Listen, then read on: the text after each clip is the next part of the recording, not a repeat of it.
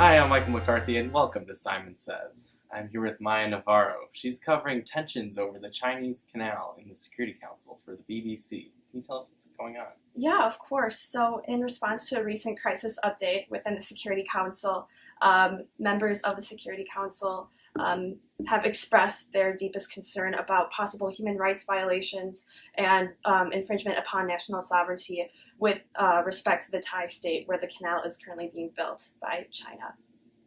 And what are the what groups are emerging in that conversation? Yes, of course. So, the main proponents of speaking about these possible violations to human rights and national sovereignty have been the representatives of France and the United States within this committee. In the past, the representative of the United States has expressed their concern about the economic autonomy of the People's Republic of China and has been trying to work with the Chinese state in order to find a reasonable agreement. However, the interesting thing is that neither the representative of Thailand nor the representative of the People's Republic of China has been present enough within the actual debate of the Security Council to voice their own opinions to the whole committee. So their perspective is currently unknown yet to the public. Okay, well, we look forward to hearing more about that Yeah. when you're reporting on BBC. Thank you. Thanks for being on Simon Says. Yeah, thank you. I'm here with AJ Jurikar now. He's covering the Venezuelan crisis in the UN General Assembly. Can you tell us what's been going on? Yes, so yesterday the General Assembly, since it consisted of three different committees, it was very gridlocked because they were arguing over which ideas to discuss and which issues to address. However, I did observe preliminary positions that several countries have taken on the Venezuelan economic crisis. For instance, China wishes to assist Venezuela's government because Venezuela is a key ally of China, and China wants to support Venezuela's government with their own currency. Whereas countries that border Venezuela, such as Brazil and even Ecuador to an extent, want Venezuela's government to be condemned because they believe that this government's brutal policies have led to mass migration out of their country into Brazil and Ecuador. Okay. And do you think this is going to move forward, or do you think that gridlock is going to continue to be a problem? Well, I think it's going to move forward simply because the three committees are splitting up today. So that means that one committee can specifically focus on the Venezuelan economic crisis.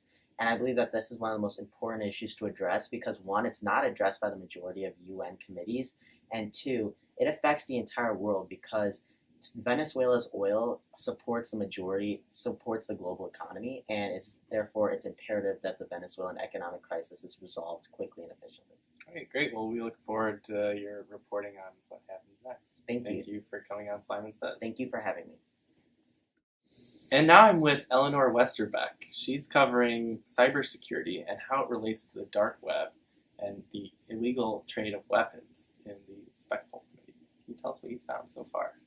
So what I've found so far is that regarding the illicit weapons trade, the dark web plays a very significant role. Weapons are traded through the dark web, and many vendors are selling these illicit objects and delivering them to buyers through this service. And as I'm focusing on cybersecurity, I'm trying to bring light to the subject. And I've been focusing most of my attention on the nations of Mexico and Nigeria.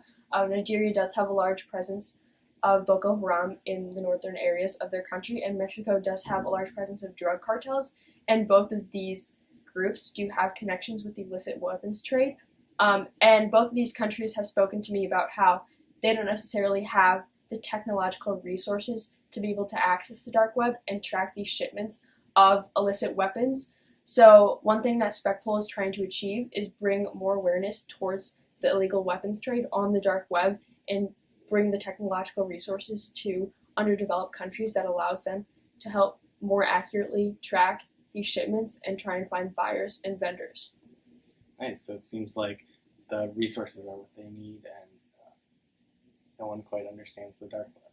Yeah. That's what we're hearing. Yeah, the dark web, of course, is a very complicated thing to understand. I don't fully understand it myself, but it's something that really needs to be addressed within the realm of cybersecurity because a lot of illicit and criminal activity does occur on the dark web, such as the illegal weapons trade, the drug trade, human trafficking sometimes occurs on the dark web, and it is a human rights violation when it comes down to it.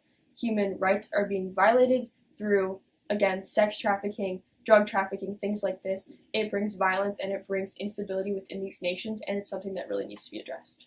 Okay, well, thank you for following that. We look forward to your reporting for Der Spiegel Yeah. on that issue. Thank you for having me.